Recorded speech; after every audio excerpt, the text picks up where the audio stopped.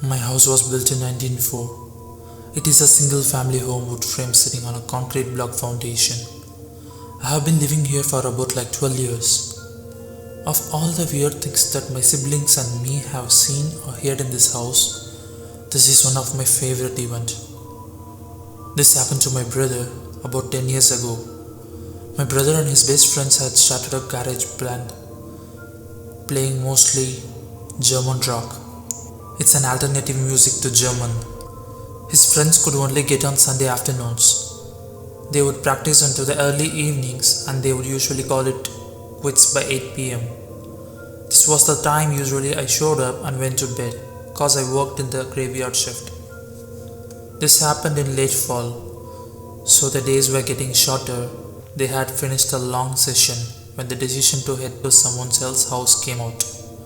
My brother handed his car keys to his buddy so they could load up the equipment. Everyone had filed out the basement, but the tricky part was that they needed to walk all the way to the back of the basement, up to the back stairs, through the kitchen doorway, down the hall into the living room and out of the front porch. Everyone was outside sitting on their brother's truck waiting for him. My brother was walking up to the back stairs when he remembered that he left his pancakes into a go container. He made a decision to go back. Now the basement is not clean with full slight lines. There had been partitions made. And the boiler and main heater unit are right smack in the middle. So after my brother walks back, he is about to retrieve his food container when out of the corner of his eye he sees it. It is a shadow figure, right at his vision. This feeling of dread and uneasiness washed over my brother.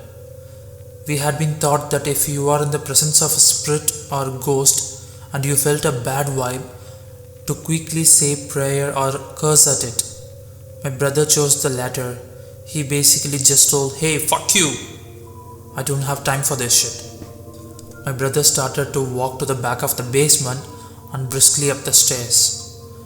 He closed the doors and turned out the lights and he was walking out. The last switch is on the opposite side of the front door. Luckily, the door was open and the light from the street lamp wasn't flooding in the living room. It's kind of amber light.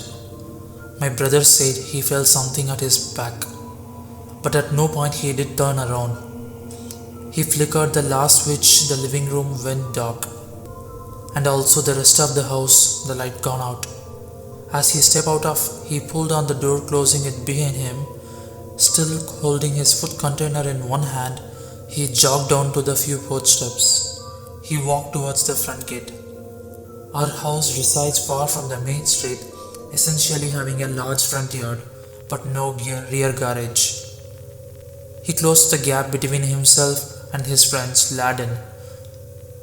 He kind of smiled and thought things over in his head, mad at himself for spooking out when there was no reason.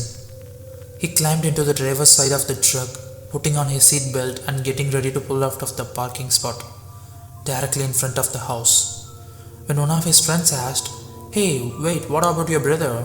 Isn't he coming with us?" My brother answered, "What do you mean? He went to work early tonight. He's already gone. Do you see his car anywhere?" The next question they asked is, "So then who was the walking behind you when you were leaving the house? Who was that person?" The brothers shocked like anything, and then they immediately vacated the house after some point of time. Follow me for more ghost stories. Bye bye.